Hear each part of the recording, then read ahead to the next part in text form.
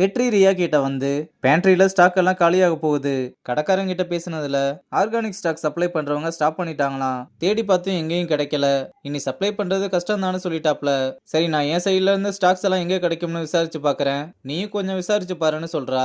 அப்புறம் ரியா யாருக்கோ கால் பண்ணி நல்லா விசாரிச்சுட்டு, தீபக்கோட கம்பெனி என்னாச்சு, எதுவும் ப்ராப்ளமா? இல்ல மேடம், 3 மாசமா கம்பெனி லாஸ்ல தான் போய்கிட்டு இருந்தது. அதனால இன்வெஸ்டர்ஸே கம்பெனியை டேக் ஓவர் பண்ணிட்டாங்கன்னு சொல்றாரு. இதனால ரியாவும் தீபக் ஏதோ பிளானோட தான் வந்திருக்கான்னு நினைக்கிறா. இங்க ரகுபதியும் எதையோ யோசிச்சுக்கிட்டே புகையை ஊதிக்கிட்டு இருக்கும்போது திடீர்னு என்னாச்சுன்னு தெரியல. அப்படியே நெஞ்ச பிடிச்சுக்கிட்டு மரத்துல சாய இது அந்த பக்கமா போய்கிட்டு இருந்த ஐசு பார்த்துட்டு வேகமா ஓடி வந்து என்னாச்சு அங்கிள்னு அவரை தாங்கி பிடிச்சு வந்து உட்கார வைக்கிறா.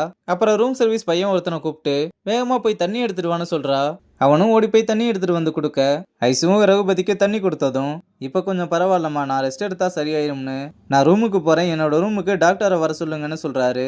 அப்புறம் டாக்டரும் வந்து செக் பண்ணி பார்த்துட்டு டேப்லெட் கொடுத்து போட வச்சுட்டு கிளம்புறாரு.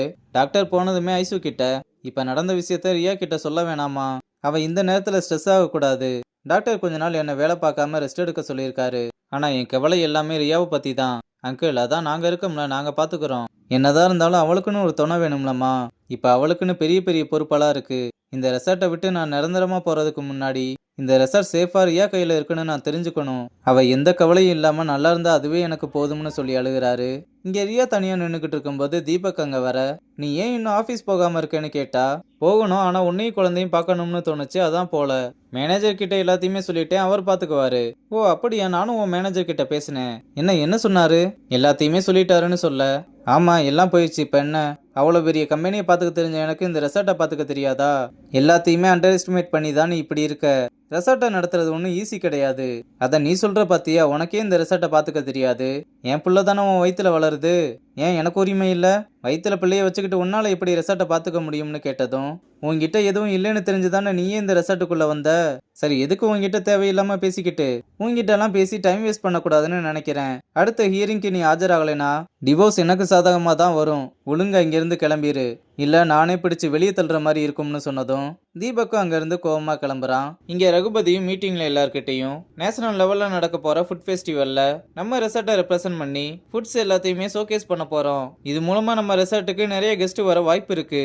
அது மட்டும் இல்லாம இந்த ஃபெஸ்டிவலுக்கு மினிஸ்டரும் இங்க தான் வந்து 4 days தங்க போறாரு. இந்த தடவை இதை நம்ம சரியா பண்ணியே ஆகணும்னு சொல்ல, நீங்க அதை பத்தி எந்த கவலையுமே பட தேவையில்லை, நம்ம ரெசார்ட்டோட டிஷ் எல்லாம் வேற லெவல்ல இருக்கும்னு சொல்றாரு. ரியாவும் மினிஸ்டர் அப்படி வந்தா கண்டிப்பா அவருக்கு பேண்ட்ரியில இருக்க ஆர்கானிக் டிஷஸ் எல்லாம் ரொம்ப பிடிக்கும்னு சொல்றா.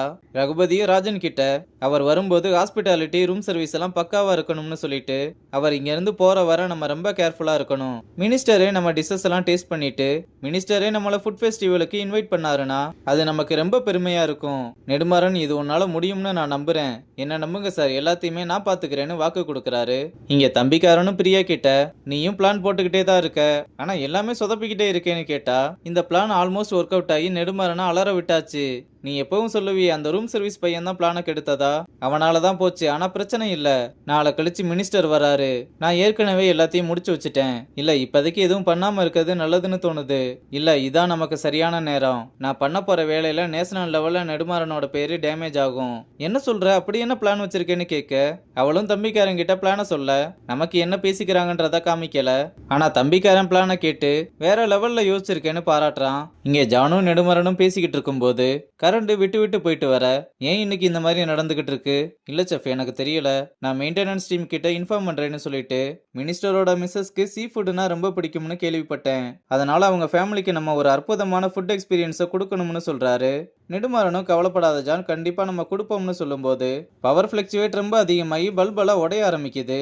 உடனே 2 பேரும் வேகமா வெளியே ஓடி வந்தா கிச்சன்ல இருக்க எல்லா பல்பும் மாறி மாறி வெடிச்சு கடைசியா மொத்த பவருமே கட்டாக, ஜான் கிட்ட வேகமா போய் மெயின்டெனன்ஸ் டீமை கூப்பிட்டுவான்னு அனுப்பிவிட்டு என் கிச்சன்ல என்னதான் நடந்துகிட்டு இருக்குன்னு கதறாரு.